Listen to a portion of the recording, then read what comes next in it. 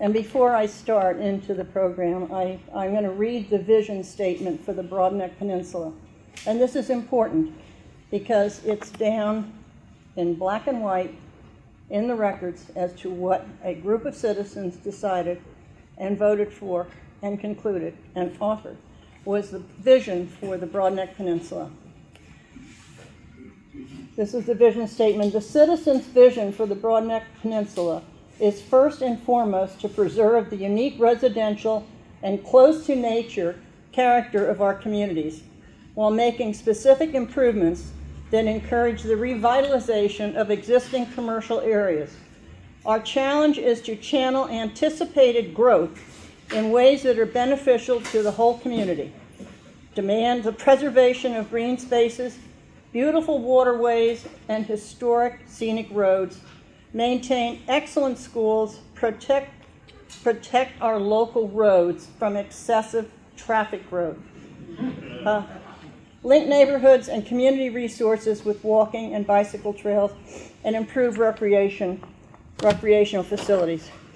We made some headways in some of those, but we have not made much headway in many other ones. So I know we have a lot of work to do. And having Steuart here with us tonight is a big step in that action forward. I'd like to welcome you all to the second quarter Broadneck Council General Meeting. We'll have one each quarter from now on. And I also want to tell you who is here from our elected officials. And if I leave anybody out, please raise your hand and tell me you're here. Well, first of all, we're delighted to have Steuart Pittman. Let me just tell you what a good guy this man is. I said to Steuart, you know, we're going to have this meeting, second quarter. Would you like to join us? And he said, I very much want to. I said, I'd also like to invite you out on the 3rd of July, that weekend, to join us on a Saturday afternoon and meet us. We'll meet at McDonald's, and I'll buy you coffee, and we will all get together, and as many of you want to come and meet with him, you can, and we will experience what you can't even describe unless you're in it. And he said he would. So the 3rd of July, you did. I'm gonna write that Yes, you did. I don't remember that. Yes, you did. I had a tape recording of it. Okay, and with Steuart tonight is Lori Rhodes, one of my favorite people, an old friend. I have to write her description down because there's a long title. I want to get every word in. She is the Deputy Chief Administrative Officer for Land Use. AKA Land Use Officer under County Executive Pittman. Thank you. Czar, some call it. Czar. I think I introduced John, the bicycle guy. I had Corrin. John Corrin. I had so many titles for him. By the time I finished, I think I made him the emperor of bicycle commissions. Chris Phipps, Director of DPW, and we are waiting for Sam Sneed, who is the Director of OOT, Office of Transportation. He's stuck in traffic. He's stuck in traffic. He said he left at 6. So. Also, a surprise, I didn't know he was coming, is Senator Ed Reilly, back here. And I saw Amanda walk in, Amanda Fiedler, where are you? County Councilman. And Sid Saab has sent Asia Rodriguez, and she just wanted to say a few words. Hi everyone, I'm Asia, Delegate Saab's Legislative Assistant. He will be here shortly. He is currently at Suburban Park High School at their senior award ceremony, recognizing the future leaders of this country. So he'll be here shortly. All right, that said, I'm going to turn this over to Steuart, and we'll talk. First part of the agenda is just Holly Beach Farm and the potential ferry service from the Broadneck. We'll then do Q&As, and then we will take a quick break for refreshments, and then we'll come back, and Steuart will have a program for you with his staff to talk about things other than transportation in the Broadneck area. I also don't want to forget one very important person who's here, who is somebody who we all know and love, and that's Rick Hutzel. Rick, would you stand up?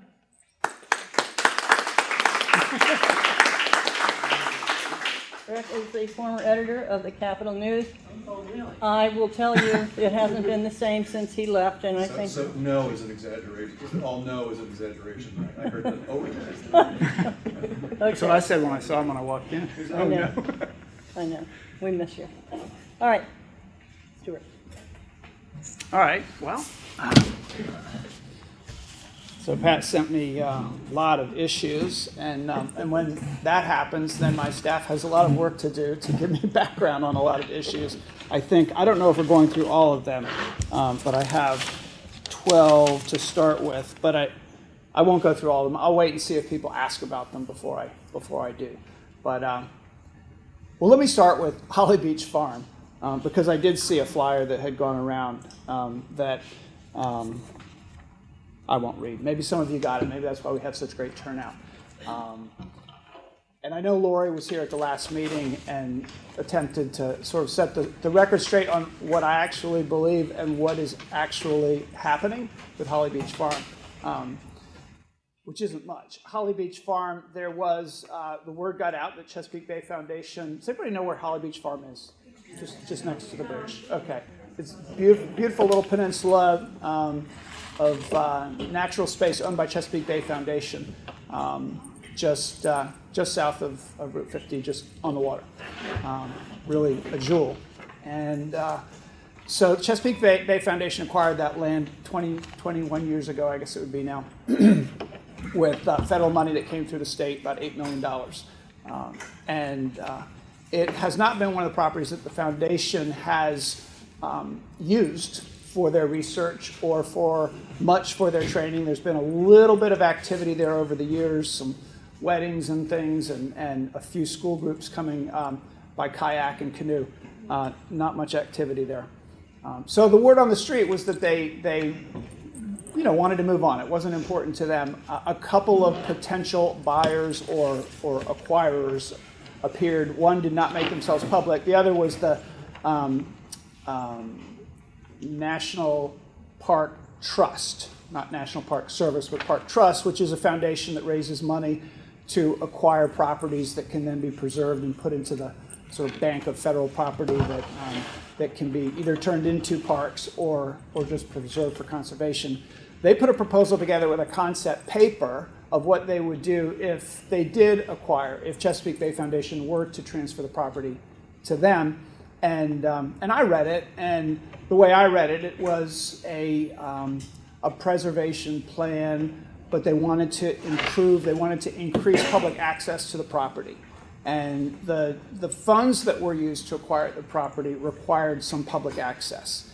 And so there was a question among many who keep track of these sorts of things, and I'm an advocate for public water access. I don't think that we have enough of it on the Chesapeake Bay, and I want the next generation of young people to experience the best spots, the most beautiful spots on the bay. I thought that it was a very careful, conservation-oriented plan, but when you have national parks as part of the conversation, just like when you have Maryland Stadium Authority, whatever it is they're doing, even if it's a school, the thought is, okay, it's going to be like a very busy national park. I wrote a column to the Capital newspaper in support with Mayor Buckley of Annapolis, in support of the concept that was proposed. The Chesapeake Bay Foundation was considering that concept, and they took a vote. Their board voted no, that they wanted to maintain the property. There were, in that proposal from the National Park Trust, there were photographs and criticisms of failures to maintain the property. The buildings that were there were boarded up, and a lot of invasives and trees that were covered in English ivy and things that were likely to come down, and a freshwater pond there that was threatened by encroachment with erosion from the bay, where salt water would come in and it would no longer be freshwater. Watershed Protection Restoration of Anne Arundel County did fund a program to stabilize some of the shore there, which was a good thing. But the organization chose not to do it. And at the same time, they were offered a sizable grant from a neighbor to improve the property. And They say that they've got a plan that they're working on. They've got a consultant that is drawing up a plan for what they're going to do with those funds to deal with the invasives, protect the land, protect the property. And I assume that with that, there will be some additional public access. And public access, the way I understood it for Holly Beach, was always limited public access. And there are many national parks around the country that have very limited access the way we've had to do on some of our parks, where there's apps that you use to find out whether or not it's full and whether you can enter or not. Part of the letter, and I think Pat was particularly offended by this or concerned, was yes, and I understand it. There was a conversation about access to that park, and part of that conversation was by boat. The word ferry, I always thought passenger ferry, but then there's the car ferries, and I referenced the fact that before there was a Bay Bridge, there was a ferry that crossed the bridge right from that site that was a car ferry. And previously, when conversations were taking place about the third span of the Bay Bridge and what to do with it, I and some on the Eastern Shore, the Queen Anne Conservation Association in particular, were criticizing the NEPA study for not looking at the whole corridor and not looking at potential alternative forms of transportation that might exist in a decade when the thing actually got built.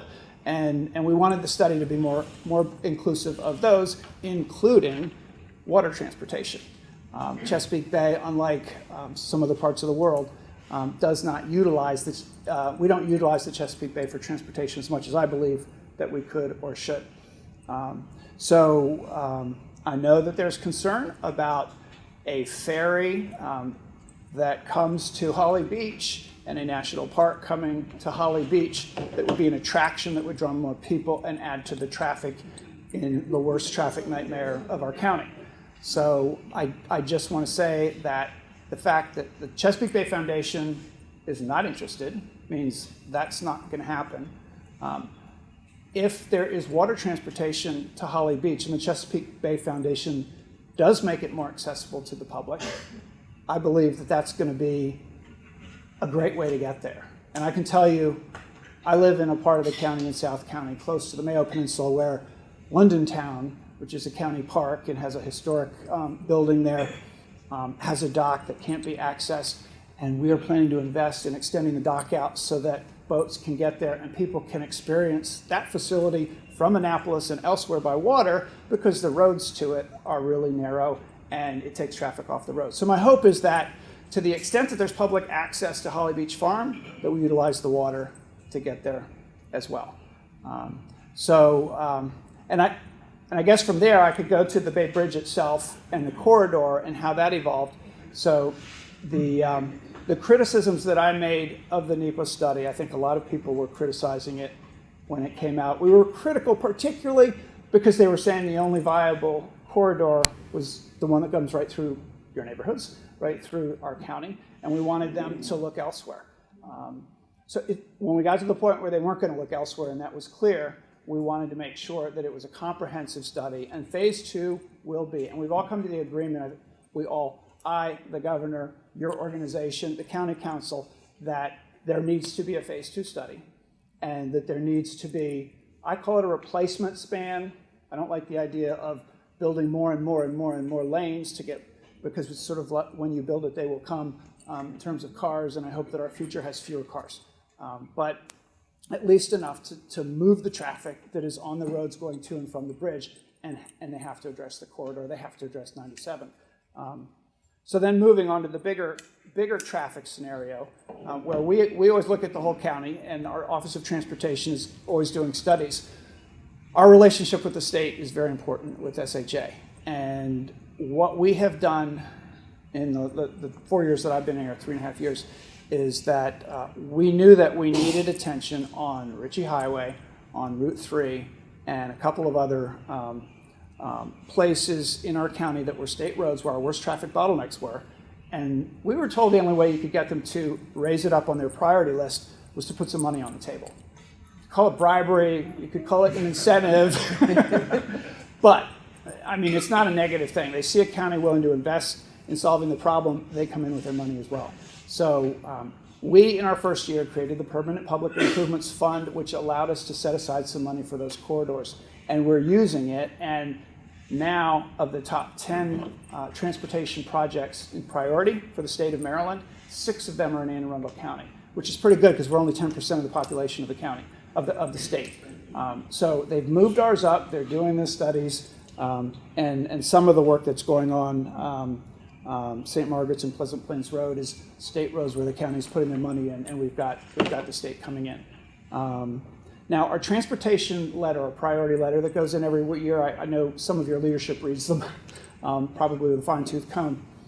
This year's the first year that we've we generally don't tend to talk about Route 50 traffic because it's not what we expect them to fund for us, for our projects, but we actually moved it up into the list of priorities.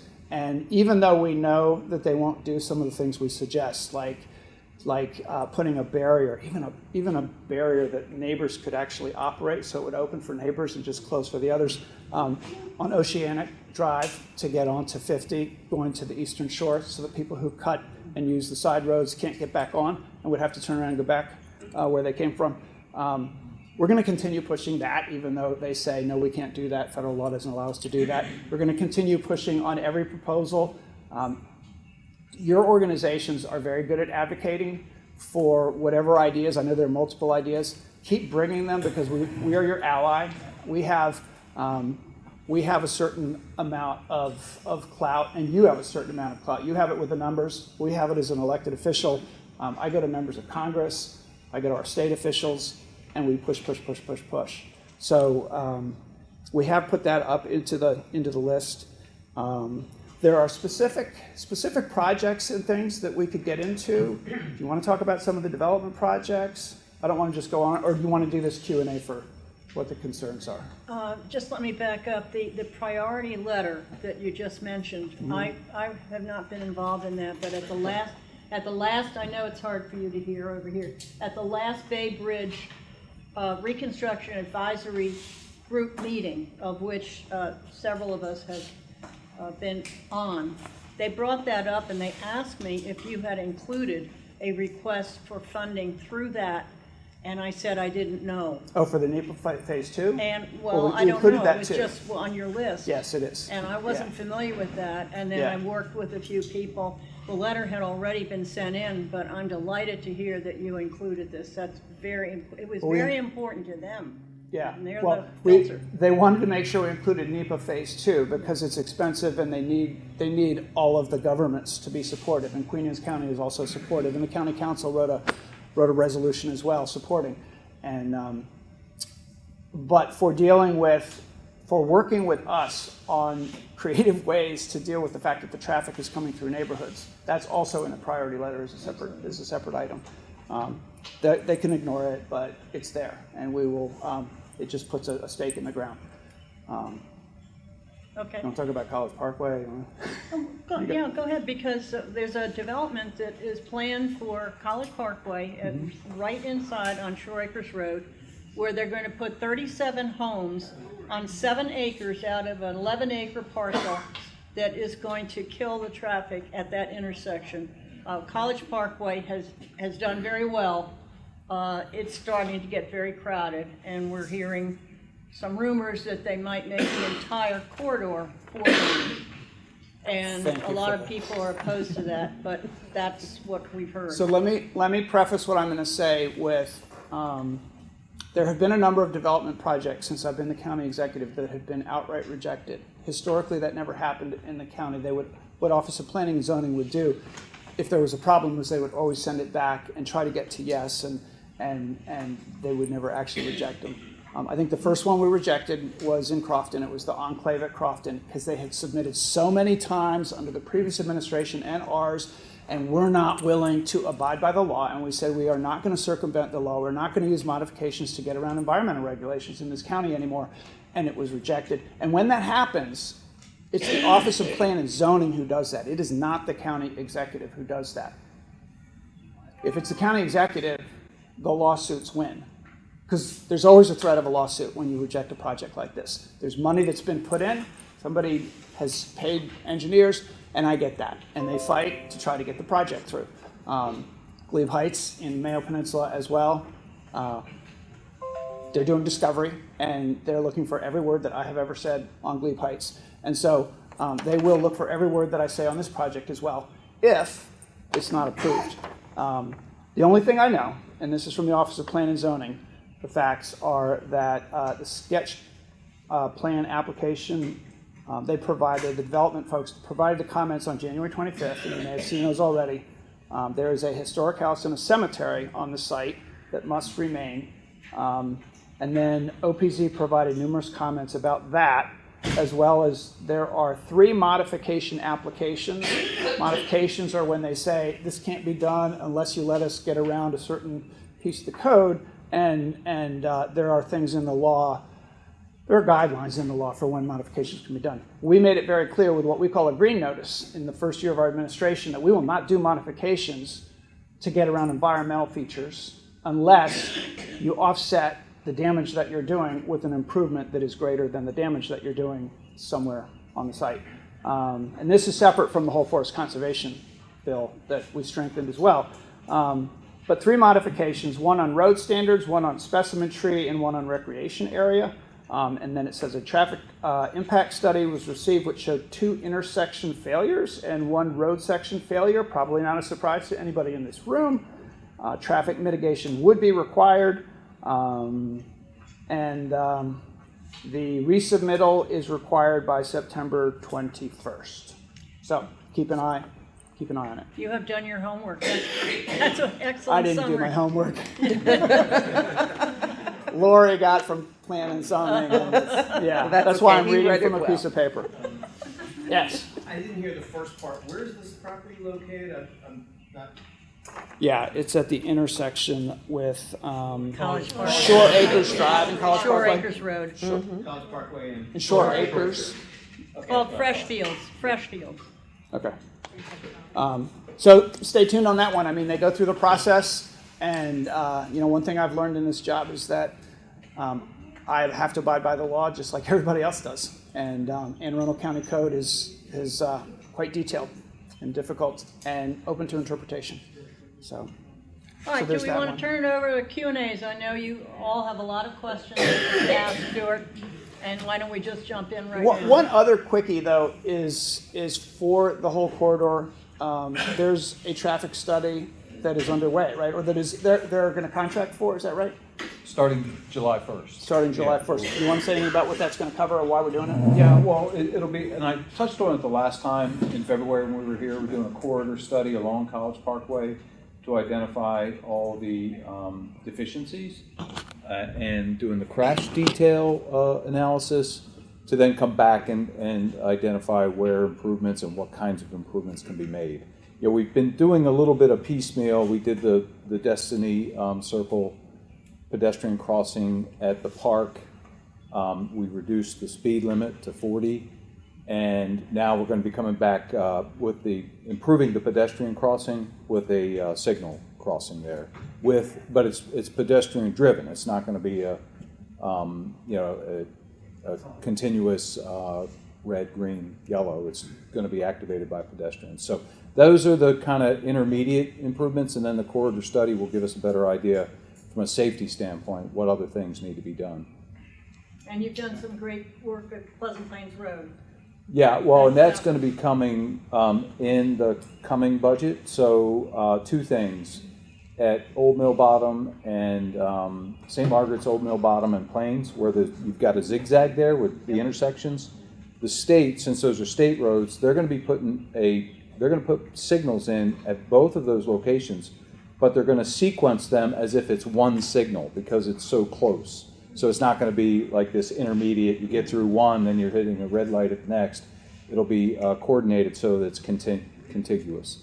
And then the county's project is to go further down Pleasant Plains, where we've got runoff crashes into utility poles, and we're going to be we're in the design now. We're finishing design, but how much right of way we need to relocate those utility poles back off the road to make it safe. And then there's some drainage improvements at Cherry Point, I believe it is, that are also going to be included in that project. And that's coming up.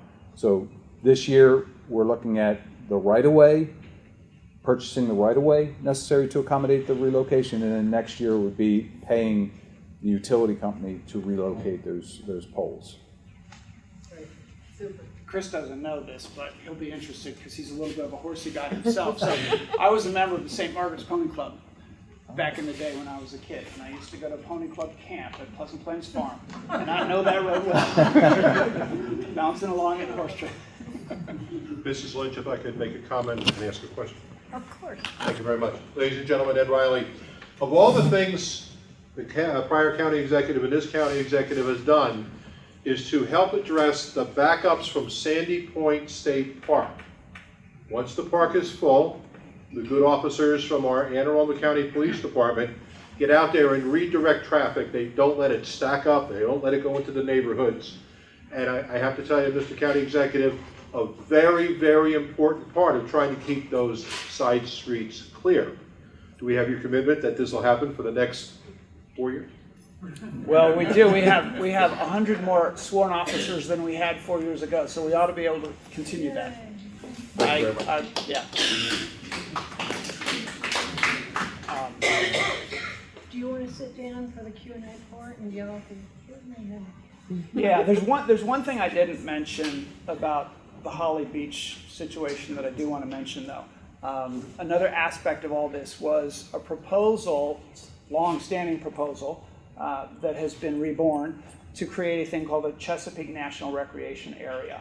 And the idea is multiple sites around the bay for tourism, but connect them with education and sites that people can visit on the water.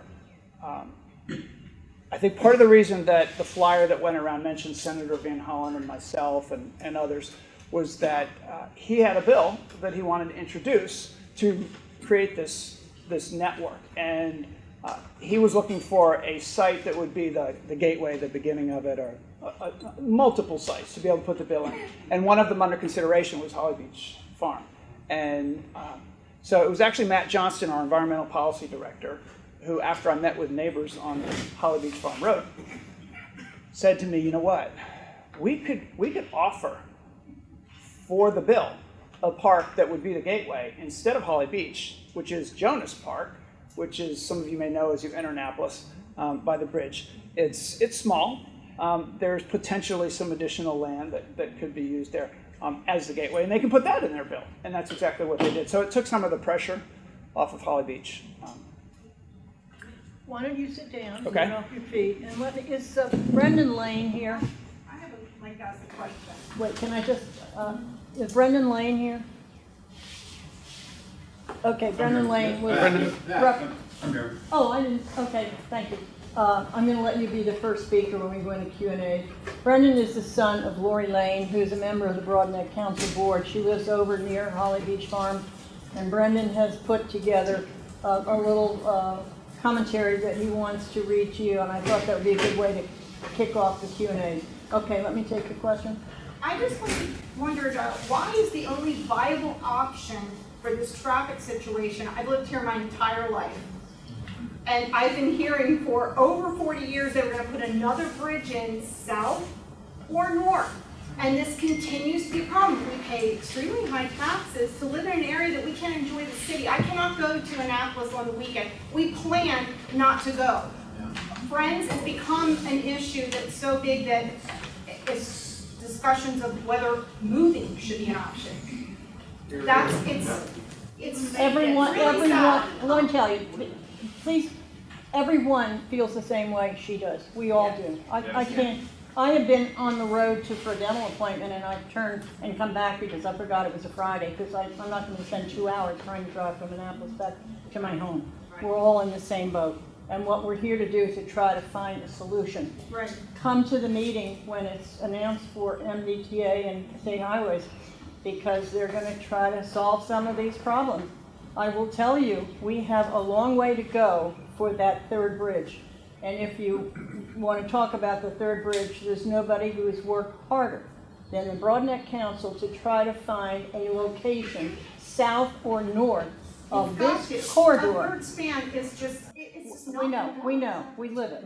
So, really, I But don't want let me it just, can I just answer the way it got there, is that's what phase one of the NEPA study was. They had multiple corridors, and they were looking at all those options, and their conclusion was that this was the only viable one. The governor actually said early in the process it was the only one that they were really seriously, that he would support, and it came out with that as the option. The other quick thing I want to say is that I like being up on state highways in the state and all of those guys, but I will say something nice about them, which is that I was very, very critical early on with the fact that they were doing all-electric tolling at other bridges before they were doing the Bay Bridge, and they were talking about all of this without having done that one simple act that could move traffic going across, and we screamed and yelled, and they got that done, and they put it on a fast track, and now they're doing the automatic lane closure system, which potentially could make them more flexible about when they change the lanes. So fingers crossed that some of those things help.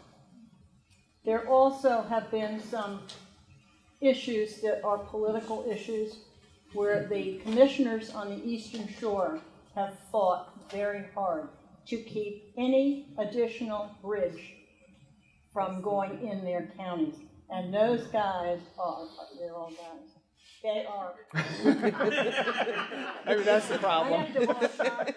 They are very powerful. They do a good job. They really represent their counties over on the Eastern Shore. And they are fighting like crazy to keep any bridge, any place but here. And I talked to Jim Moran last week, and I said, what are you doing? He said, there are 5 of us who are we're getting ready to go to the governor because we're tired of waiting for action on this bridge.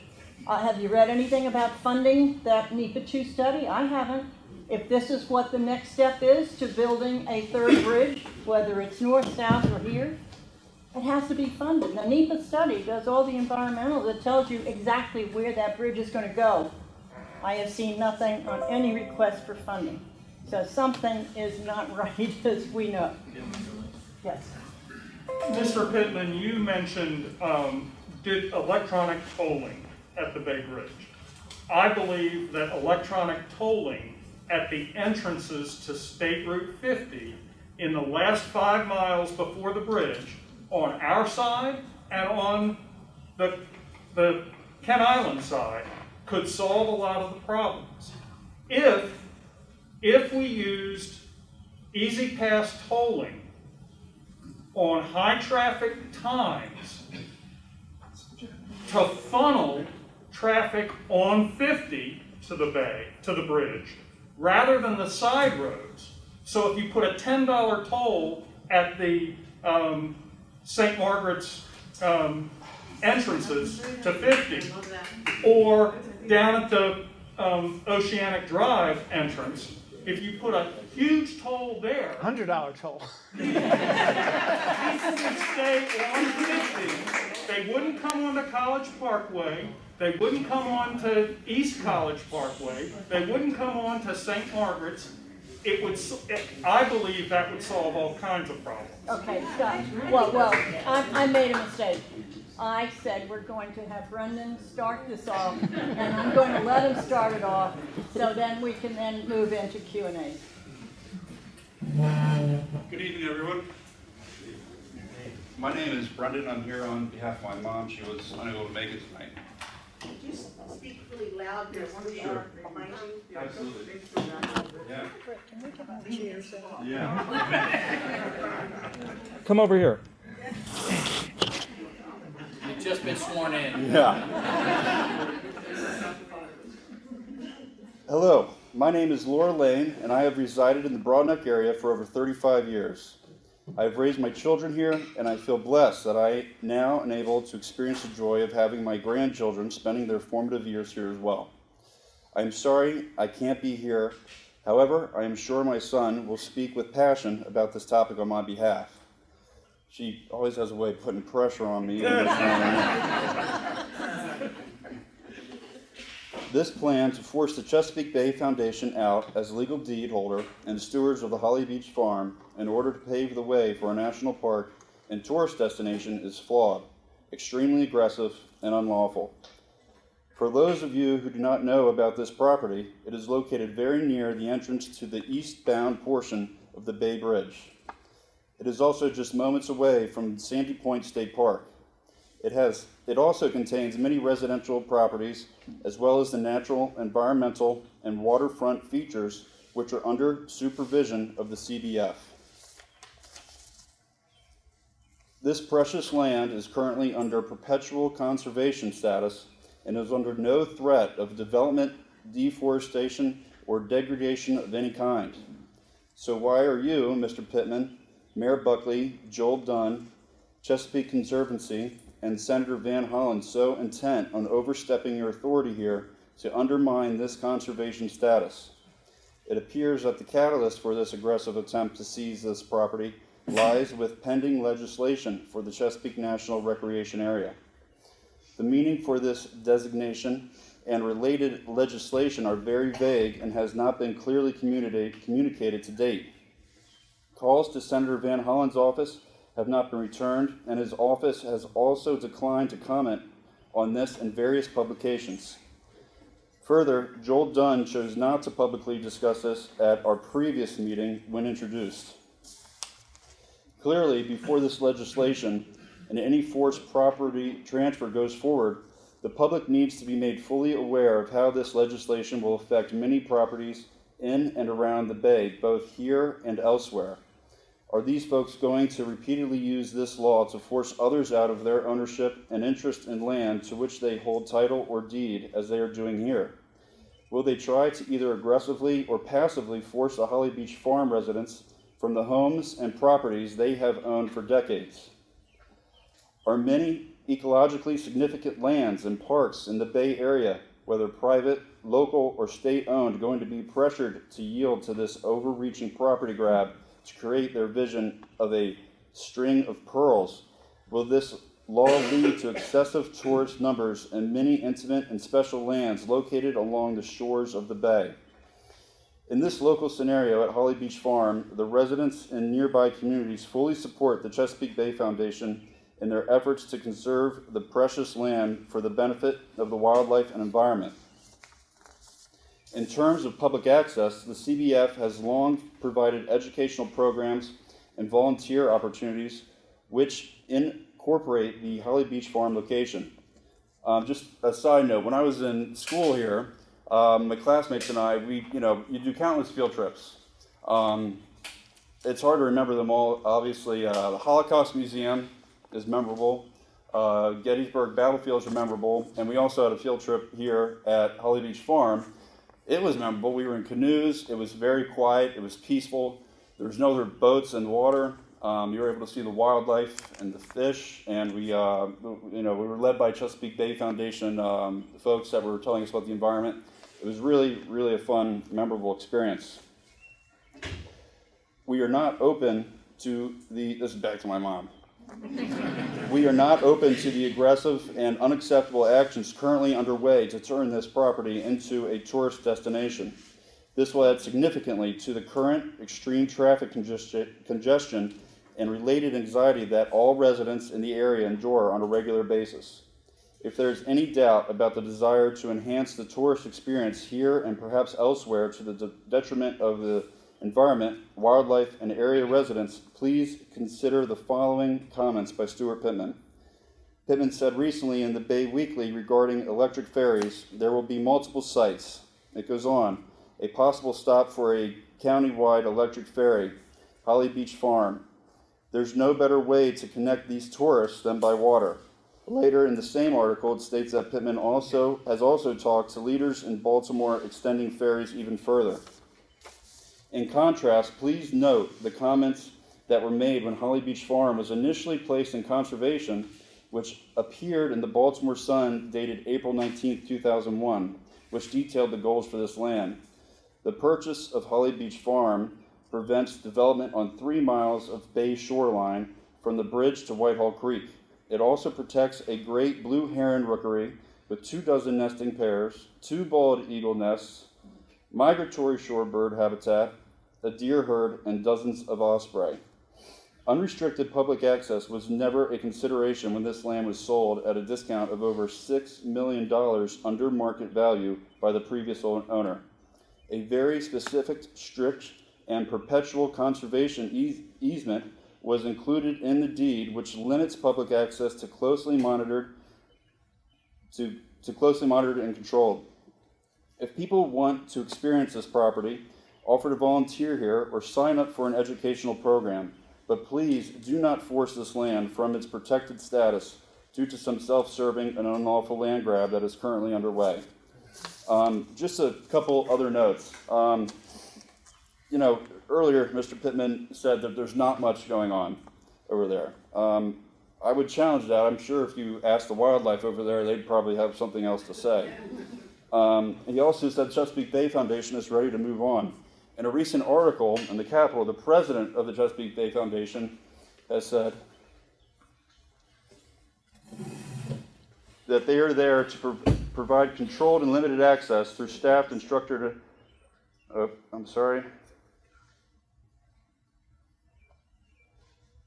In this easement, public access is defined as to provide controlled and limited access through staffed and structured environmental education programs. He goes on to say that is exactly what they've done. They are in no shape, way, or form ready to move on. Mr. Pittman talked about how this really isn't going to be a significant change and how this is going to be a quiet use of this land. What's happening now is a quiet use of this land. The other thing that's almost comical is he talked about London Town and adding a few boat slips in comparison to changing this natural land to a national park, which is completely different. So, he's talking about Grand Central Station for ferries here, and that's really all I have to say, and I appreciate everybody's time, and thank you for listening tonight.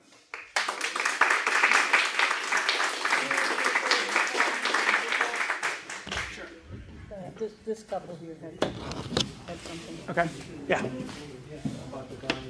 When you stand up to ask your question, could you just give us your name? Oh, Please. my name is Charlotte Joy, and I basically wanted to respond to this gentleman's great idea. It was kind of a neat idea about the tolls, making it larger tolls for people to get onto 50. The only problem is some of us also access Route 50 from the same areas, because I work on the Eastern Shore.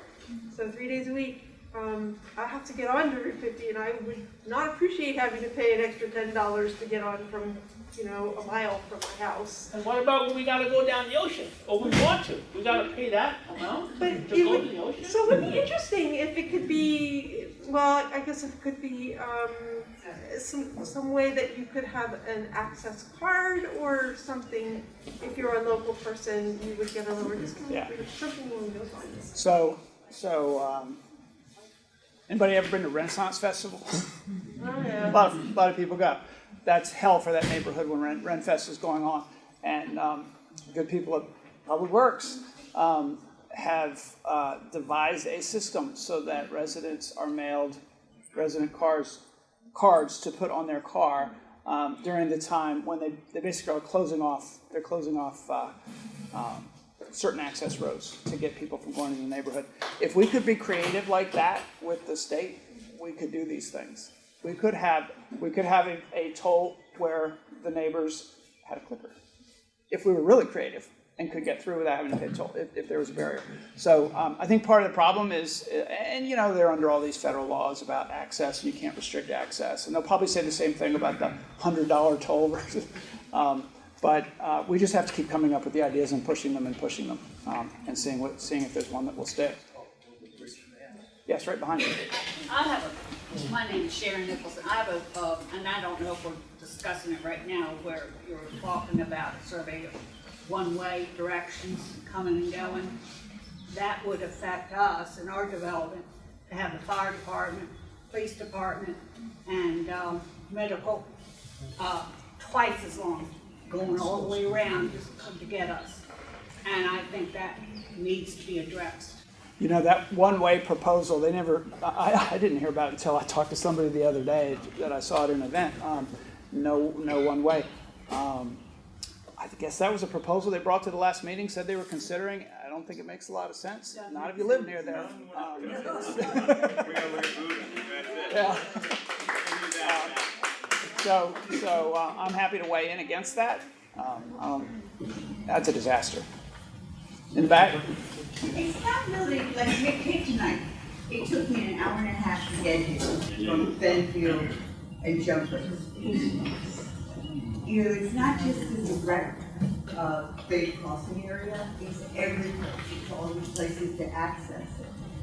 You know, I don't know where the accident was. It took me almost a half hour.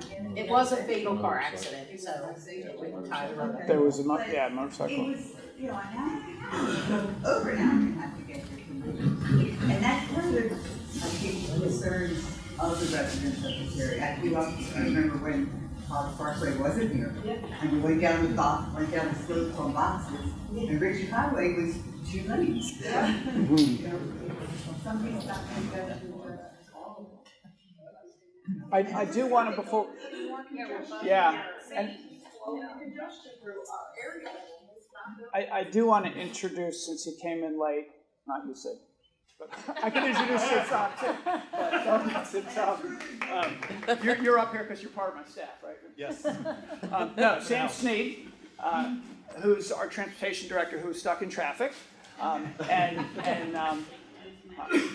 Sam's job is to look at the whole network and make sure that our letter that goes into the CTP letter that we just sent in, he drafts that. He makes sure that nothing is left out, because you can't get funding for something that's not in that letter.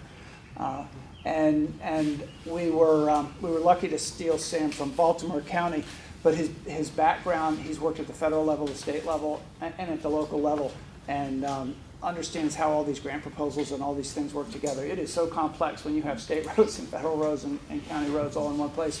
And obviously works closely with the roads team over at Public Works. Feel free to answer any of these questions, Sam, because I'm winging it. You're I grew up on Schrader's Road, and I know that there were restrictions, even on Parkway. When it was built, there were agreements agreed to. What is going to happen to those agreements? Is the county still going to honor them? What are the agreements? I don't know the specifics, but I remember that there were agreements about some of the things in College Parkway, when it was allowed to do it. Well, I'm sure that this corridor study that we were just hearing from Chris about is going to look at... Probably went into the small area plans of last. Well, the region group will be looking at all of that too, and working with the transportation folks on planning. Let's move on. It all takes a long time, unfortunately. Are you pointing this way? Because I was... Go ahead. Let's get that side. He's the last one on that side of the room. Go ahead. Yes, good evening. My name is Arjen van Andel. I'm also the chair of the Transportation Commission. So first I would like to thank Mr. Pittman and also the Transportation Department for adding the bay traffic in the priority letter. That was also a big priority for the Transportation Commission, so thank you for that. What I would want to ask for all the traffic and opportunities to mitigate the traffic is that there's also an evaluation possibly of other types of other ways of getting across the bridge, because in my opinion there's only analysis about single cars, single occupancy vehicles crossing the bridges, and I would be really interested to see like analysis that would be like, for example, bus services like Greyhound, as mentioned already also by the Transportation Department last time, to Ocean City, for example, possibly starting at like the park and rides, to make sure that people have an incentive to be not in their own car across the bridge, but that there's alternatives with more people in a single car crossing those bridges, because that could possibly be a more short-term opportunity. I also worked for, until yesterday, for Uber. Maybe most people cannot know that's the company, of course. And these types of companies, or Flixbus or others, they can set up these types of efforts in a matter of like 3 months. Of course, it takes a lot more planning and it takes a lot more effort to inform the public and all those kind of things.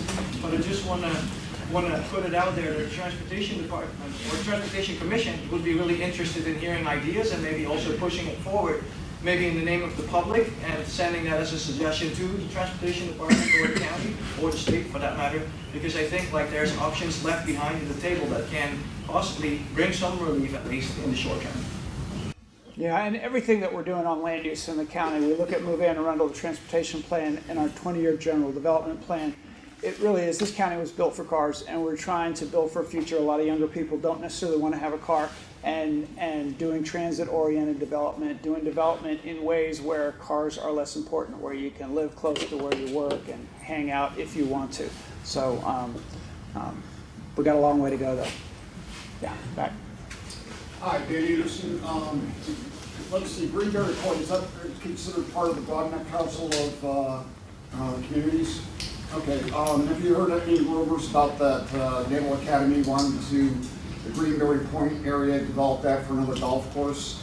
Yeah, And so what are your views on that? And just, can't judge with that. The David Taylor BRagg transmittal land, where is that? You know, what's going on with that development? So, yeah, the golf course proposal, I actually talked to some of the Navy folks because it was blowing up and they weren't saying anything. And I think they're going to have to say a little bit more. My own view is that a golf course next to another golf course wouldn't be appropriate for that property. It's a critical area, all of it. There's a lot of wetlands there, a lot of trees there. I hope there's a way to do something, if something's going to be done there, to take a good look at the environmental features of that land and make sure that they're sustained, improved. They say there's a lot of invasives there, that there's a lot of work that needs to be done. I just have trouble envisioning a golf course as being important to national defense or beneficial for the bay.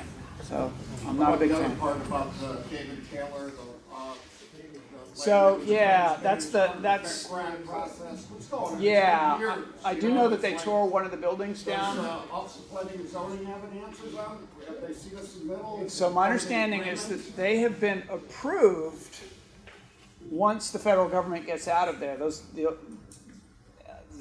Been approved that there's a guy named Maurice Toze who has an agreement and permits, or at least some approval from the county from years back, to do some redevelopment there. My hope is that there's some access to the water there. It's a beautiful spot, obviously. And I know they've been talking about a hotel, possibly, that they would really like to have a hotel in Annapolis, and having a come across the water would be nice, I guess. But I haven't heard of any breakthrough with the federal government that it'll happen soon. Yes, in the green, sure. A caveat to that, thank you. My name is Jennifer Cruz Carey. I started Save Greenberry Point page on Facebook 2 weeks ago. Within a week, we had 1,000 people on the page. We now have 1,300 people on the page, and it is ever growing.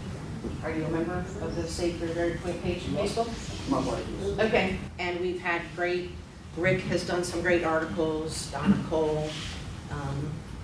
At a later time, we can meet and try to discuss and see what are the plans, but I agree, we don't need another golf course, we don't need fertilization going into the Chesapeake Bay. The Chesapeake Conservancy is on board with this. Seven River Association is on board with this. CBF is on board now, right?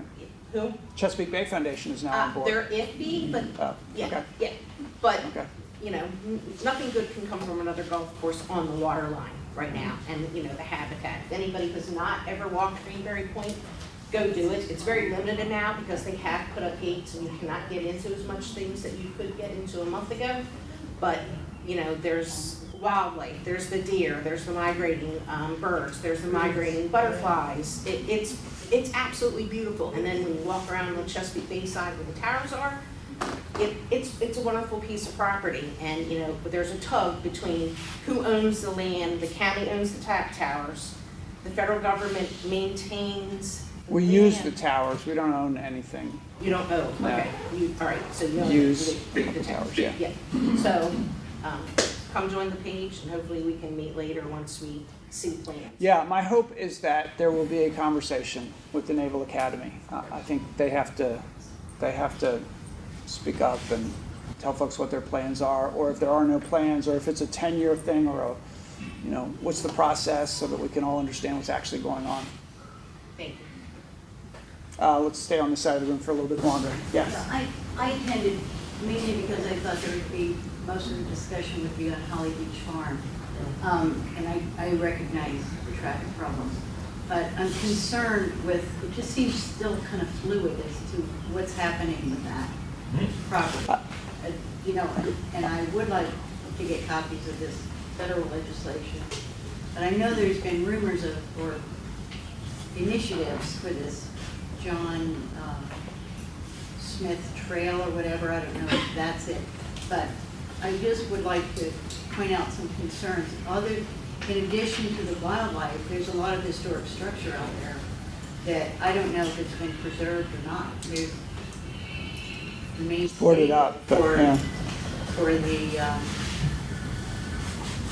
the breeding farm that was there. And I'd like to see the county, I've never heard anything from the Bay Foundation to do anything with that. And So- I know a lot of it was destroyed and lost during Hurricane Isabel. Again, I don't know about this, I haven't followed it. I heard nothing about this initiative or possibility until 2 days ago. But, so how would I get a copy of that? How would I stay informed as to? The federal bill? Yeah, because that was all state and federal money, and they gave it to the Bay Foundation. Right. Fee simple. And I was keeping tabs on things then. I know there was a lot of concern with the view shed and all that. And I had concerns when the Bay Foundation wanted to put in a big oyster reef in Whitehall Bay. That didn't seem compatible with whatever. I was hoping they would preserve the historic nature as specifically described in the small area planning. So whatever you do, I do look at it all the time. And I think that to open it to the public, that is not always compatible with conservation. And that's what I'm really worried about. The road is hardly capable. So I don't know where that idea ever started. So I don't know if you hear when I went through that in the beginning of the meeting, or at least the beginning of when I spoke. But there were two proposals based on, my understanding was that they had expressed a desire to transfer the property in 2020. I know that since then, they have the board has voted to keep the property. And so for where we stand today going forward, it is their property and they have that right, and they will, the board, as long as the board continues to believe that, they will keep the property. I don't believe that, the fact that the county presented Jonas Park as an alternative for the legislation took the pressure off of Holly Beach to be part of the CNRA, the Chesapeake National Recreation Area. And I don't believe anybody wanted to interfere with the nature that's there. I think every party wanted to protect the nature. What we don't know, the only thing we don't know, and I believe we'll find this out sometime in the next 6 months at least, is the Chesapeake Bay Foundation's plan for the property. Because they are getting a grant, a significant grant, multi-million-dollar grant, to improve the property, and from one of the neighbors. So when all of this blew up, I went and I met with the neighbors. There are 6, 7, 8, you would probably know the exact number of homes on Holly Beach Farm Road.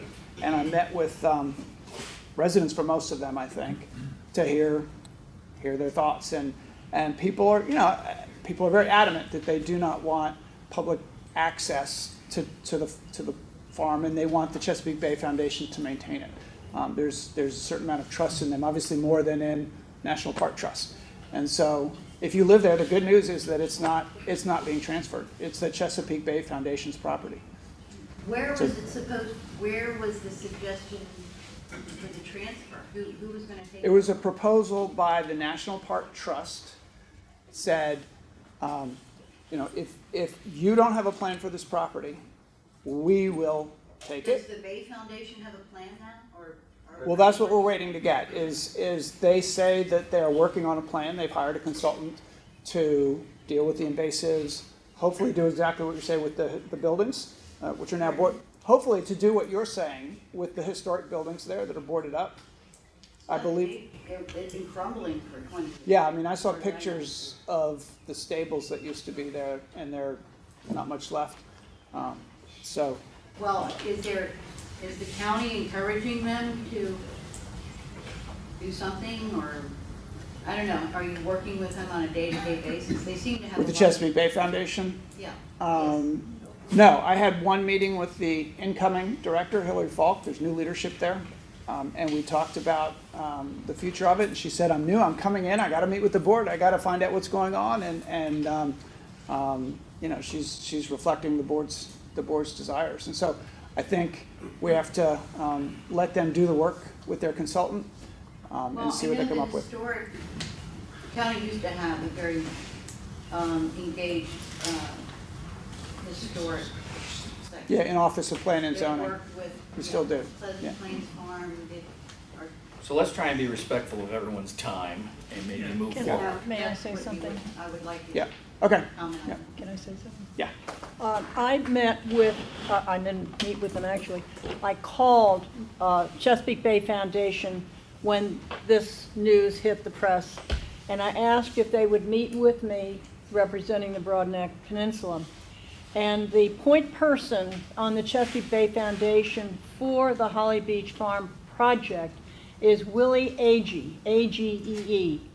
And when I first spoke with him, he was very anxious to meet with me, and I told him we were supporting his position to retain ownership of Holly Beach, of the acreage, the 300 acres on Holly Beach Farm. And he said, oh, let me get back to you and we'll get together. I really want to talk to you about, what your membership feels about it, et cetera.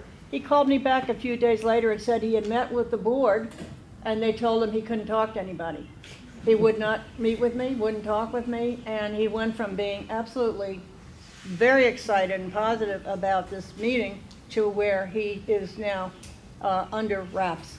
I would like, and I will invite him to be a speaker at one of our general meetings, if I can get him. So he's probably under NDA because of this private grant that's coming, I would guess, and that often happens in a private grant scenario where they lock it down. You've got new leadership on the board, it's probably... He could have told me that, he did not tell me that. He just said, my board has told me that I can't talk to you.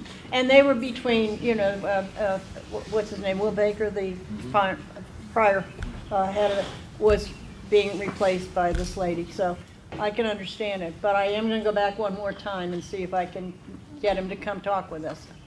As we move on, maybe we can do one or two more. I don't know what your timeline is, you tell me, but I do just want to say that the topic of public water access and the topic of human beings in nature, preserving nature, but also making it possible for human beings to experience that nature is always controversial. It's controversial over this county, all over this county, it's controversial everywhere. One of our challenges, I think, as human beings is to learn to live in harmony with nature. And part of doing that, I think, and part of educating young people to appreciate the natural world that we live in is for them to have a way to experience it. And so there's always going to be that conflict, and we just have to do the best we can. But I think everybody's well-intentioned. They love nature, they love people, they want people to connect with nature. We're not as divided on it as it sometimes seems. The hand way at the top. Can you reach any higher? I want to tell you, I'm sharing with you on golf courses. I don't think I need another. Okay, so we got local, we got state. When you talk to the feds, could you please raise that topic of your viewpoint? I don't know where the state guys stand on this, but it's federal, so. Yeah, it's going to be the Navy. Okay. Yeah. So the other question I have is, okay, I heard you don't support. Well, that's what I'm hearing. No additional span or whatever at the current location. What are the other locations? Pat, you talked about something. Mr. County Executive, where do you go down? 214? No, I do support. Frederick? Okay, where's the crossing that you support to get over there? No, what I did was I tried to be an obstacle when we thought maybe we could get them to go somewhere else, and I don't believe there's a chance of them going anywhere else. And so we got traffic problems, and we need to have at least as many lanes on the bridge as we have in the road, and we need to move the traffic. And so whether it's a total of 6 lanes or whether it's a total of 8 lanes, I worry a little about building more and then having 8 lanes on the road and just more and more and more and more. I don't think there's going to be as much development on the Eastern Shore as some of the developers think there's going to be, so that's a big question. The Queen Anne Conservation Association wants fewer lanes. That's still debatable. That's something but I'm not trying to stop them in their tracks because we got to have traffic move. Yeah. Amanda. Where's Amanda? Right back there. Oh, okay. Well, okay, why don't you go ahead and then we'll get Amanda next. Now, this bridge will probably be built after I'm dead. That's right, what I want leaders to recognize, I keep hearing about leaders, no leader is representing me and my family, none of them. I've read proclamations from Berry County, from Hogan, I've read your commentary. The reality is this, my main goal, whether it goes 10 lanes or 120, my land, our land, will not be taken to eminent domain. We're not that far into it. And I need leaders to recognize that. We have struggled through decades, my ancestors, to pay for this land and maintain it. We're not going to give it up.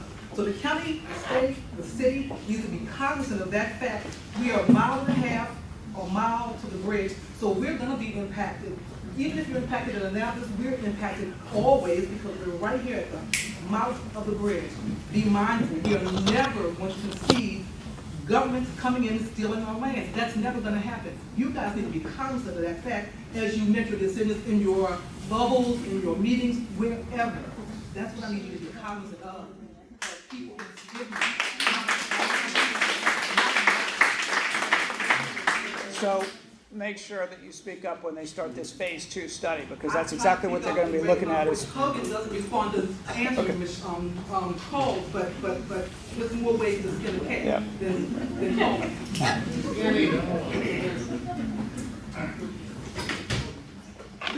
Amanda, want to say something? Yes, Amanda. So I've moved up here, it's just easier. Whenever you want. So just if I might, and I know the county executive was the highlight of the evening, but I just want to make a few statements. So I'm going to piggyback on Senator Reilly's idea of asking a question of the county executive. So I did hear from a whole bunch of people about Holly Beach Farm and the concerns over what may or may not happen. And what we know is that it was never in the county's hands. It was Chesapeake Bay Foundation and National Parks communicating. And I think where possibly we went sideways and the concern really rose to the surface in the community was the article in the Capitol that was supporting a very specific project that we weren't at that point yet. And I think that there were members of the community that felt like the article was trying to steer the project among the two parties who were communicating. So I just ask you, County Executive, do you commit to, in the future, if there is an idea that would impact the Broadneck Peninsula, bringing it to this council for discussion and input before making commitments or supporting certain plans at the higher level? I will. Okay. And Pat, may I just make a few quick comments on Bay Bridge? I will talk as fast as I can. My kids drive me crazy when I do this. So I absolutely understand your concern over in Skidmore. I will tell you that we will learn details in the next phase. Don't rule out the fact that there could potentially be space in between the two bridges to do what we need to do, which would eliminate the necessity to touch either side, environmentally areas included. Someone in this side said, you don't live here, to Mr. Pittman. I do live here. I live on the Broadneck Peninsula. I was raised in the Broadneck Peninsula. I remember when traffic was bad on Fridays and Saturdays. It's now bad Tuesday through Monday. It's absolutely terrible, but the county executive is right.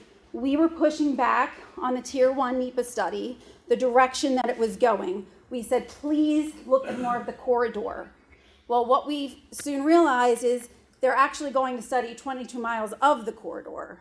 But even bigger than that, when they came back with the 3 locations that they whittled it down to, this is the federal government, all 3 were in Anne Arundel County. 1 on the Pasadena Peninsula. Can you imagine trying to get Bay Bridge traffic over on Mountain Road? That would be a nightmare. The other was in District 7 in South County. Again, absolutely no infrastructure there. It would take 3 times the length of time. So at that point, Anne Arundel County and Queen Anne's County were bickering about what to do. What happens when you're bickering over a lot of money that the federal government and the state have conflicting needs? There's conflicting needs all across state and country. When you have jurisdictions who are fighting, it's very easy to walk away and say, this is too much of a hot potato, I'm not going to touch it. And I did not want, and I don't think the county executive wanted, the state or the feds to do that, because that leaves us with 5 lanes on 2 bridges that are deteriorating, they're past their lifespan or at their lifespan, and we're spending millions of dollars year over year just to resurface the lanes so that you can drive safely over them. If we didn't agree to come together, we would end up with nothing. And there's no telling how long either two of those bridges will be able to support traffic. And if we don't have something else, we are going to look at either 2 lanes or 3 lanes. And that is a nightmare. So that's when the county executive, myself, the council came together, Queen Anne's County came together, and we said, if you are going to put this thing here, you're going to do it right. We don't want contraflow anymore. We don't want lanes shut down because of weather. We want lanes and shoulders so that if there is a traffic incident, people can pull over and you can keep traffic moving. You can use an additional lane for HOV, for buses. You could use them for bikes maybe if we can connect to the trails over on the eastern shore. So this is how we got to that point. I hope I talked very fast, and I'll pass it back to Pat. But please ask me any questions after we conclude the panel tonight. I want to pick up on some of Amanda's comments.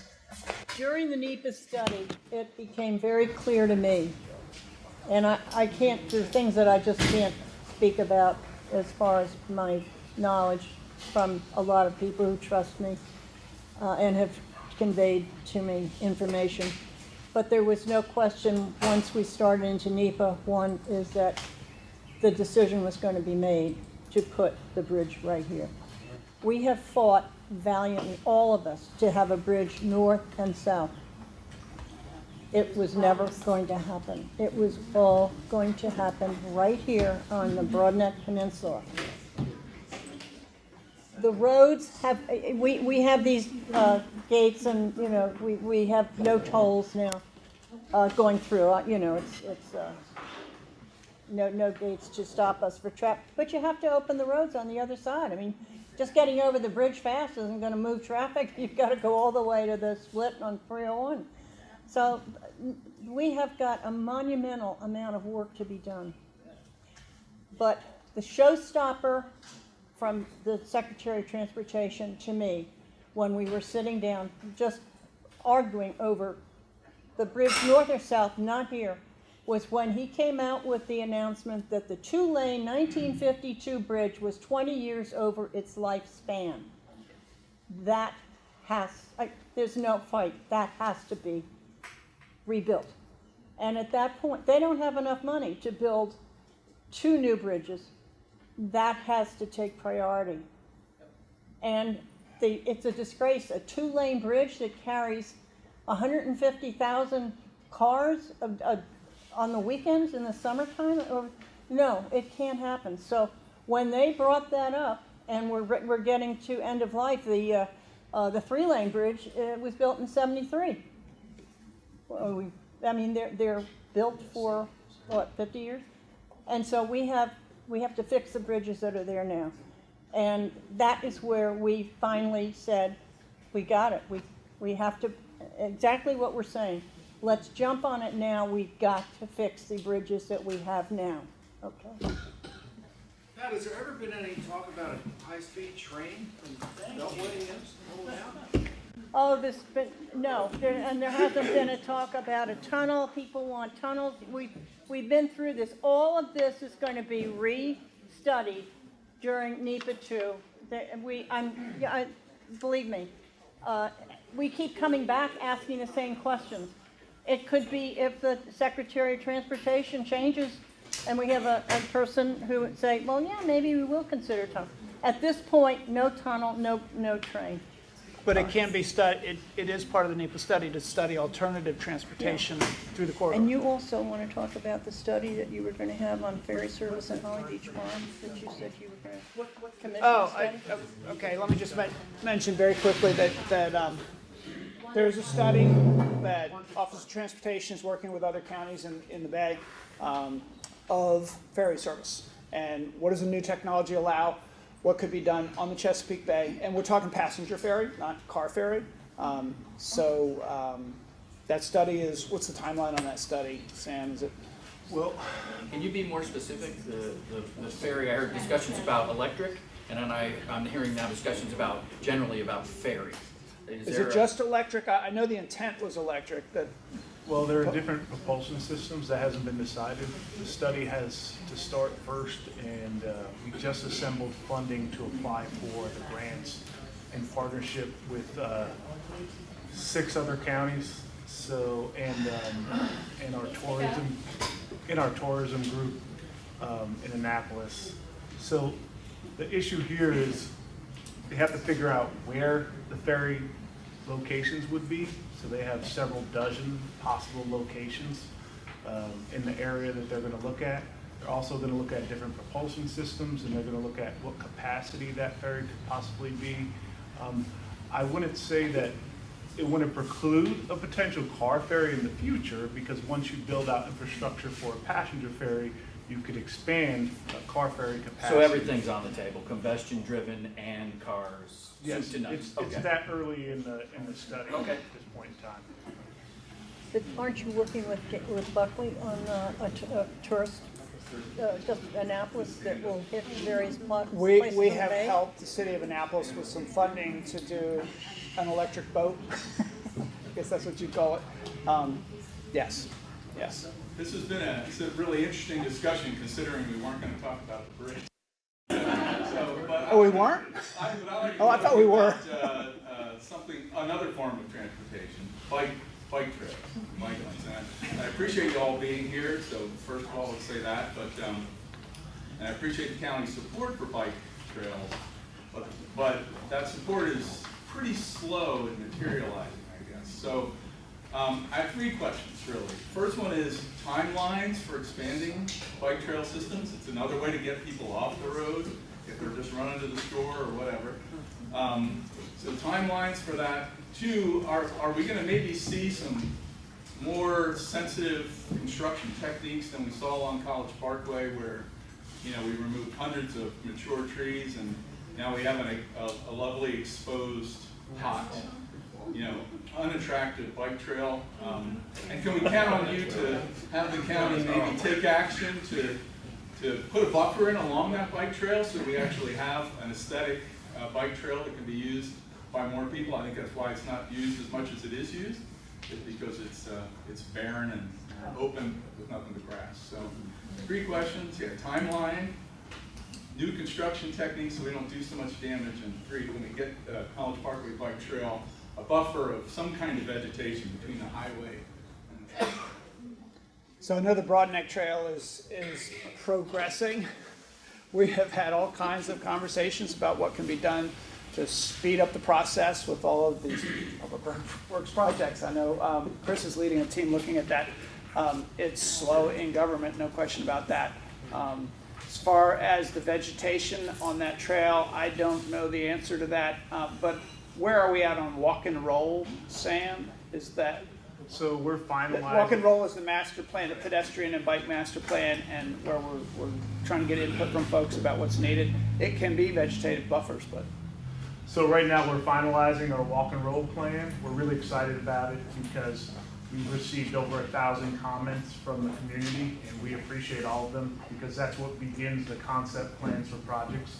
And then we could do conceptual plans and then develop projects. So typically projects from beginning to end can take up to 1 to 2 years to actually implement, because you have to account for 6 to 12 months of design and engineering, and then you actually have to account for the time frame for construction of the project. I would have to defer to Chris on the construction time frame, because Office of Transportation hands the project off to DPW once it's designed. Yeah, the Broadneck Park to the Bay Deal, that took 3 years to actually construct. I know it would take a long time. But when it's done, doesn't the county have the same requirements we do? I'm going to cut off the discussion on the bridge and on the beach farm, and then turn it over. I'll ask you to get someone to do it, and then I'm going to turn it. That's not within our bailiwick. Public safety. Transportation, I have to defer to our construction office. Sorry. I'm happy to. I'll try to answer your questions in more detail. Yeah, we've communicated. Yes. So the really 3 phases that are left that will take us all the way to Sandy Point and then all the way to Route 2. They've each had different challenges. Right now, I believe the section that goes all the way to Sandy Point, there's right-of-way acquisition taking place because we are going to have to go through some private property, some of the businesses. On the opposite side, it was recently confirmed, I believe, a contract for construction, but we have to also come back to the community. The county has to come back to the community for the pre-construction meeting. And that's where they will share those details. And I believe, and Mr. Phipps, if I'm wrong in any way, please correct me, that because of the feedback from the community on the last phase, in order to not have to take all of the construction equipment down and create an ADA compliant path through the ravines and all of that, instead of doing that, we're going to do more of a boardwalk over the deep pitches and the ravines, which will limit, not entirely remove, the necessity to take down some trees. I think that and landscaping. We did have a portion, I believe, that the landscaper who was on the original contract, the way that the warranty works, they had to come back and do some replanting, and they did. And some of those trees will obviously grow over time. It's going to take a long time to get there, and I certainly understand your point. 90% of it's never been planted with anything. At all. Even the ones that die, it's just mowed grass. All right, folks, I want to interrupt right now. It is about 8:25. We're going to go for 10 or 15 more minutes, but what I'm going to do is end the discussion on Holly Beach Farm and on the ferry service, and we never said that we were not going to talk about the bridge. Everything is bridge-oriented for the Broadneck Peninsula. And but if you want to break and go grab something to eat or drink, please do so now. And then Steuart, we're going to turn it over to Steuart, and he's going to then introduce issues like public safety education and things germane to his focus. Obviously, he's focused on everything, but this was supposed to be the second part of the program. So we're ending Holly Beach Farm, the ferry service, and we're going to move over to, however, we'll be here till 10 o'clock. We close we close at 10 o'clock, so if you want to stay, we usually last.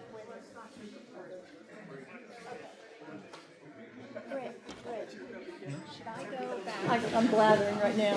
I want you to talk about that. But also I have a speaker who will probably be one of the last speakers, that's Steve Miller, because we're in the midst of Region 4, and this is part of the GDP. Steve is our representative, there are 3 for the Broadneck Peninsula, and we just want you to use some of the information that you have heard tonight and work the system to put your comments in that will be gathered for all the input for these 3 representatives to bring forward to the final draft of the GDP. So Steve will, we're going to wrap up in about 10 or 15 minutes. So with that, I will turn it over to Steuart. All right, we might even be faster than that, but no, I just figured if I was coming out here, I wanted to say a few things about the budget because that's the hot thing that's going on right now in the county. So I brought a budget to the county council. The council has had now their 2 public hearings, and they're working on amendments to the budget. I assume there'll be some, and there always are. What they do is they try to they figure out where they can. The auditor particularly goes through it with a fine-tooth comb and works with the budget office, and they sometimes find some great savings, and then there's money from that savings, and then they usually put it into projects that aren't in the budget, and so we have to end up with a balanced budget by law, but the county's in good fiscal condition right now. I mean, we're all a little bit worried about the future right now with the inflation, and now we got the stock market that's not doing so good, and are we heading to a recession or are we not? I thought we were heading to a recession when COVID hit. We were told that our revenue projections were down about $60 million, and so we actually had to tighten our belts in county government, and folks didn't get raises that year unless they already had a union contract, and it was a bit stuff that we had hoped to be doing we couldn't do. But then the economy did better than we projected. And our economy is very resilient in this county, and we bounced back much faster than the state, and revenues were up, and we had a surplus at the end of that year and another surplus at the end of this year. And the result of that is that we've been able to protect ourselves for the future. And I was in business for 35 years, and when you have a good year, you try to set yourself up. You do whatever capital improvements you need, so you don't have to do them later. So we've put more money into our revenue reserve fund. We are spending, we're putting more of our capital budget, paying for it up front, over $200 million, which is an astronomical number for this county to do. And actually borrowing less money this year than we did in previous years. Usually we always go up. So what we were able to do in this good year is a little bit of tax relief. So right now our income tax rate is 2.81%. Almost all of our neighbors are 3.2. Central Maryland, there's a cap in the state of 3.2. We're at 2.8. I think it's the fourth lowest of 24 counties in the state of Maryland. And then we're cutting it a little bit for your first $50,000 of income. It's a progressive tax cut. So if you make $50,000, you get a lower rate on all your income. If you make $1 million, it's a very small part, but it goes down to 2.7%. On the property tax side, we have a tax cap in our county, and as inflation goes up, that cap moves and goes up. And generally, the government needs more money when costs are going up. We've managed to hold steady on the income tax rate, and it's further below that cap than it's ever been. So we feel pretty good about that. And we got that new bond rating in January based on the last 3 budgets. So we got a AAA rating from Moody's for the first time in the county's history, and we're doing even better now. So I know that we'll get a AAA rating in the future, and that just makes our borrowing a little bit cheaper. Just like when you have a good credit score, you can borrow. But the stuff that we've been able to do for particularly, the institutions of local government, a lot of people like to sort of criticize and complain about government because it's easy to complain about things, and I do the same thing. But I have to say that coming in from the outside to this office, I've discovered that we have incredible public servants that work really hard and are really talented in every department. And so the institutions, I think, are the institutions we love. The police department, the fire department, our school system, public works. We love public works, and there are a lot of them. They keep everything operating. I got to say transportation too now, don't I? So we have been able to. I think I mentioned already that we've got 100 more sworn officers, almost 100 from when I came in, and we've also been able to get their pay up to the regional average. And we've also hired a lot of new firefighters and done the same for their pay. And our teachers, we've done the same for them, and paid their back steps that they were owed. Some of them were 8 years behind on their step increases. And so those were things I think we all agreed we needed. We also all agreed that in this county we need to do the infrastructure because we've grown a lot. Development, more people, more cars, more everything. And if we don't keep up with the infrastructure and pay for it, then we have more and more problems and more traffic. So the fact that we've been able to grow our capital budget and still not increase our borrowing is great. So the council, I think, will pass a budget that will be fairly close to what we proposed. I wouldn't expect a change in any of the tax rates. I just hope that you engage with local government.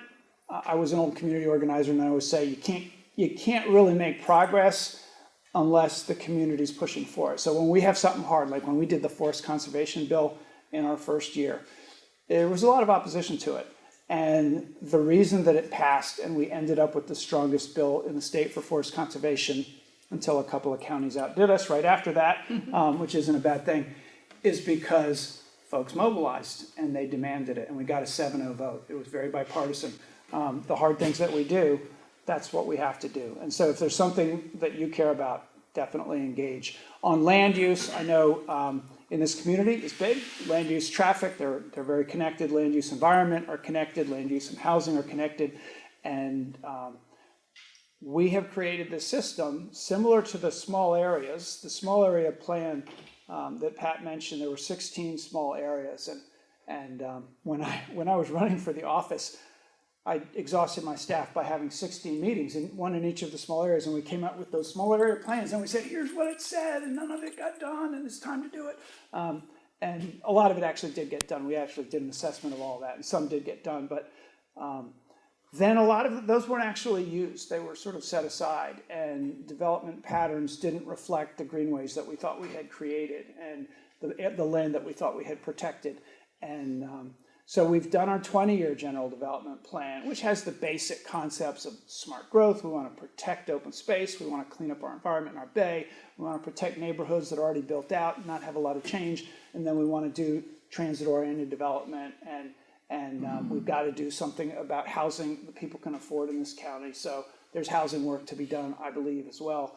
And all of that's in our 20-year plan, but we created 9 regions. So we didn't do any rezoning, which is where a real change happens, because we said that you have to do the region plan first, and that's something new for the county. So the region plans precede any rezoning in each region of the county, and y'all are lucky or not lucky to be in the first round. 9 regions, 3, then 3, then 3. We can't do them all at once because we don't have enough staff, but they're underway, and I hope that you all engage in that planning process as well, as much as you can. So I guess that's really what I just wanted to give you a basics of the budget. Any questions about the budget, happy to answer. Although I may not know everything, it's a large document. Get Steve to stand up and do his thing. Mm-hmm. Steve Miller, is he going to say something? Yeah, but I wanted to see if anybody had any comments. I have one on education. Yeah. And just, we all read the report, but Broadneck, or Anne Arundel County schools are not in the top 100. Well, they're like number 23, number 42, and 48 or something. And that is Severna Park High School, Broadneck, and Southern High School. And are in the top or are not? they are, well, it's just 100, but they were Okay. not in the top 10, is what Okay. I was looking. I used to teach, I taught for a period of time. Wow, you have high At standards. Severna You Park. have to be in the top 10 Yeah. to satisfy. Well, there's one good statistic this year, which is finally hit the 90% graduation rate. Right? Yeah. That was new this year. Yeah, but the best school in the county is Severna Park High School on this rating. It was number 23. Broadneck did not get in until the 40s, and that was Broadneck. And then I think 52 was Southern.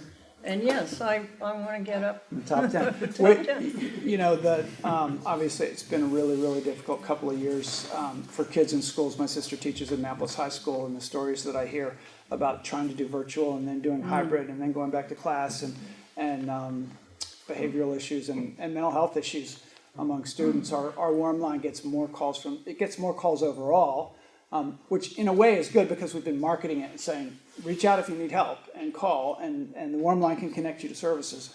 But more kids are asking for services too. We had a problem in the county for a while where even our crisis response teams, which are our police officers working with the mental health team, that go to crises and assist people and help them with services if they need them, wasn't getting into the schools when there were crises in the schools, because there was no real communication between the school system and our mental health agency. So we created a joint mental health task force for our school system and our mental health agency, and they have done a lot of great work. It's going from task force to permanent commission, and there's a lot more work to be done. But each year in our budget, we've increased funding for the mental health agency and our crisis response teams, regardless of whether they continue to get the state grants that they used to get. We keep it going. I also, it's a bit of a passion of mine, but Crownsville Hospital Center in the geographic heart of our county is a place where mental health was treated, but not always in a good way. There are a lot of people who are buried there with stories on their death records that are pretty horrifying, and a graveyard there. But there are 69 buildings, most of which are vacant. There are four addiction treatment programs in buildings there. The food bank is there. There's some amazing work going on at Crownsville, and it's 540 acres. And there's never been a governor and a county executive who would agree that the county should acquire Crownsville and control its destiny and do something positive there. And when I came in and the governor called me in for a meeting, which he does with all the new county executives, he said, "What can I do for you?" And I said, "Let's do Crownsville," because I knew that he had tried to transfer it to the county before, and the previous county executive said no. So I said yes That transfer should be happening this summer. There's been teams working on the plan. There will be a lot of community engagement for what should happen there, but the first thing that's going to happen there is it's going to become a park. It'll be Crownsville Hospital Memorial Park. And even that will be expensive to just make it safe to go on the property. We'll open up parts of it so that people can use it.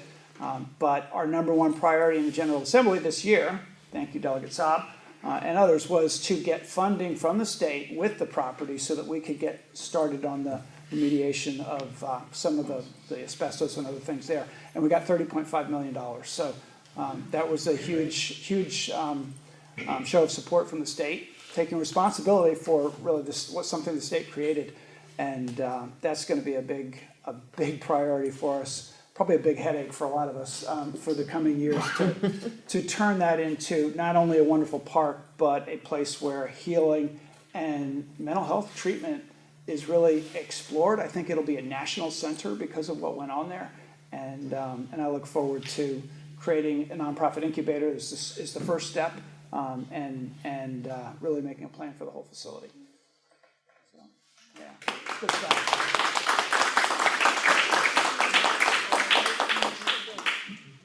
Yes. Professor Paez would like to know, since the county gives a large portion of money to Anne Arundel Community College each year, is there ever any opportunity for you to say, this section of the money we're giving to you, community college, can only be used this way? It's a little like with the school system where we write the big check every year. In the school system, there are categories of spending that we can put it into, but we can't tell them to hire a teacher at that school. I mean, we could ask. You can only have this money if you do this, otherwise we're taking it back. Well, we can't really take it back, but once it's a fascinating topic, and I could go on and on about my relationship with the superintendent and how how that works, and with the school board itself, which oversees the school system.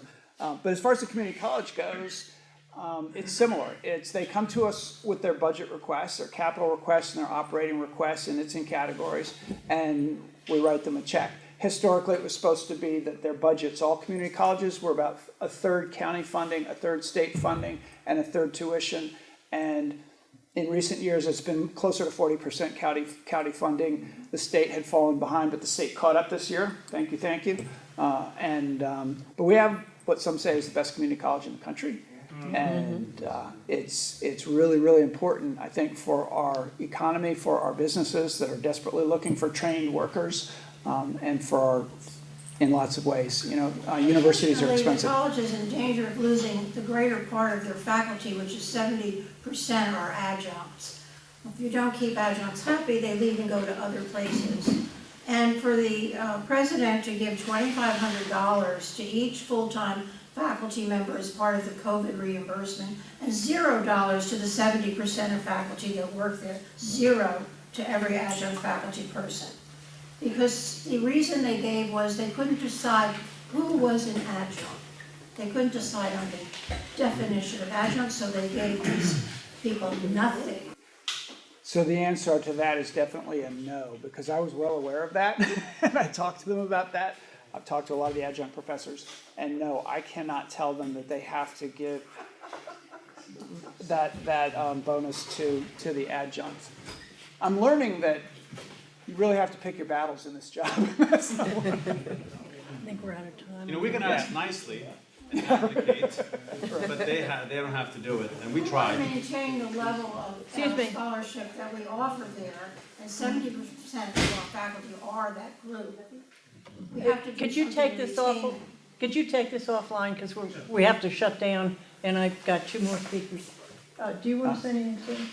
Well, first of all, thank you for being here today. And most of you know that, we work together, whether it's county level or the state level or the federal level.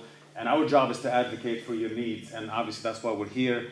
A lot of people they tell us what's going on with the communities. And you can rest assured that if there is going to be eminent domain, it won't happen on our watch. We will advocate, we will push back. But we ask you to contact us, because when something happens that we may not know about, obviously we try. It's a big county, especially for the county executive. He's dealing with, all over the county. For me, it's district's a little bit smaller. But if you have any issues, if you have any questions, if you have any concerns, or want to advocate for whatever reason, just please contact our offices. If it's a county issue and you contact me, I will push it over to the county or try to help you or direct you in the right direction so you can make sure that you're getting the help needed. Or if you want to advocate for an issue, if you have any idea, please reach out to us because we need your input. And without your input, we cannot be effective. And thank you. Pat does a great job. I can't thank you enough. She's been involved at least 8 years that I've been in office, but I know before that, and she's a wealth of knowledge, and she is the biggest advocate. She just does not take no for an answer. She'll keep pushing, and we're happy to have you. We're happy to have you, but just know that you got all of us on your side doing what we can to make sure your quality of life is what you expect us to be. And granted, government works very slow, and it's frustrating for us because we get frustrated. We put bills and it gets slowed down, and so we just need to be persistent, keep coming back. But please communicate with us so we can help you. Thank you. Thank you. Good evening, everybody. I'm Steve Miller. I'm one of 15 people that are residents of Cape St. Clair, Arnold, Severna Park, Pasadena, and Gibson Island, who are doing the land use planning and also the rezoning efforts for what's called Region 4.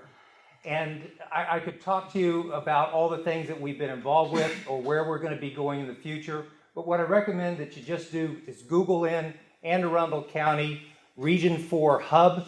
That's Anne Arundel County Region 4 Hub. It will take you to a great website, more information that you could probably digest, but probably the most important thing right now that each one of us could do is go on to the feedback map. It's very simple. It's an interactive map showing all of Region 4, and you can go on there and there's 3 themes. One of them is Love It. Show something that you like about your community that you'd like to make sure is preserved or even enhanced. Fix It, something that you don't like and you'd like to see repaired, or else Dream It, something that we don't have right now but you would like to see added. Trails is a very popular part of that right now, particularly connection from the Broadneck Trail to schools. You'll also see that there's a lot of comments on there, so in some cases you just simply need to piggyback and put a little heart on there saying that you're supporting whatever somebody else has already put on there. Now, Monday night over at Severna Park Library, we're going to have one of our monthly meetings. This one is about transportation, so Sam Sneed is going to be there. And this, of course, was one of the most important topics within the General Development Plan. So we'll hear about the Move Anne Arundel Plan, which is a transportation plan, and also the Walk and Roll Plan, which the county executive mentioned earlier. I think it would be a great session for you to come to. It starts at 6 o'clock. The other thing I'd like to say is that the county exec mentioned that we waited until the end of the last planning period to really kind of assess how everything had been done and what was still left to do. And of course, we're going to be building on some things that were left out of our last Broadneck small area plan. But 2 weeks ago, the county released a progress report on Plan 2040. And this was a promise that was made when the planning effort began. It offers a very high-level view of what's been accomplished in 2021, and then it also goes through in a very transparent way all of the hundreds of strategies that were parceled out to each of the different departments within the county and other organizations, and you can get an update. It's a very straightforward and honest update on where the county is right now on each of those different strategies. All right, questions? Steve? Yes. Just want to double emphasize the easy online map where you can say what you like and don't like for planning coming up. It is really easy to use. It's kind of fun, actually. So I would encourage everyone who hasn't gone there and left comments to go to the Anne Arundel County website, find it, and put something in. Yes. Britt is our communications director on the Broadneck board. Could you tell them or what? Oh, yeah. So. And post what you just done, both, and you'll have all the information on that. Yes, so the Broadneck Community Council is in the middle of improving its website, make it a real website. And so I also put out emails, so make sure if you want to find out what's going on with Broadneck, Just leave your email on your sign-in form, and you'll just hear from us. We don't bombard you constantly, but maybe once every month or so you'll hear something that we might be doing, including when our new website is up and running. I have one last speaker in the back, and then we're out of here. Hi, my name is Alan Schwab. I'm a member of the BRagg Commission.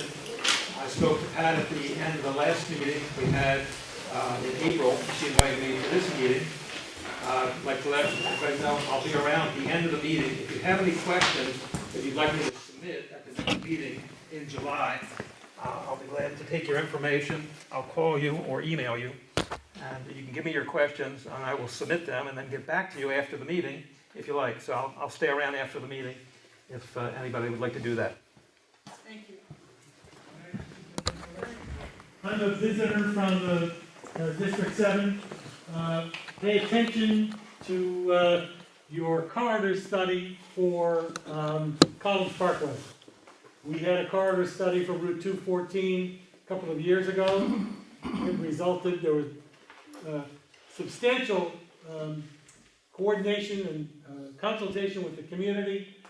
We were able to influence the result. County Executive Pittman forward funded the project. It's a state road. It's being done now. The work's already started with county funds while it waits to get into the state roads budget cycle. So pay close attention to this corridor study for College Parkway, because in the end, it's 2 or 3 years later, and things are going to happen. And if you're lucky, county executive will forward fund that project as he is on Route 2, as he is on Route 3, and that's why the county has 6 of the top 10 statewide projects in the state highway budget. So pay attention. Thank you. I want to thank all of you for coming tonight, and then we could be here another hour because there's a lot more to talk about.